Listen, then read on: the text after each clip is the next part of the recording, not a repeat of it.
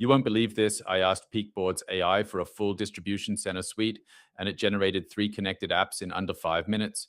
First up is the packing station screen, where totes roll in on the left. The center shows a live checklist and recommended box size, and the right renders a shipping label preview with QR and barcode so packers can scan, verify, and seal without guesswork. Next is the picker handheld view, built for gloved hands and noisy aisles, with a giant cyan location label. The next SKU, quantity, a priority badge, and huge picked, short, and skip buttons that keep the wave moving.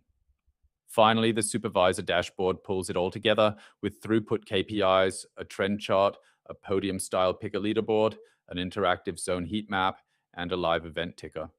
Tap any hot zone and you can pause it or reassign a picker, and one broadcast button pushes a message instantly to every handheld and packing screen on the floor. All 3 apps stay perfectly in sync because they share the same hub lists and variables, so one pick, one pack, and one KPI bump are the same transaction. The wild part is that Peakboard's AI generated this entire connected suite from a single prompt with zero manual programming. You can download this project for free using the link in the description below.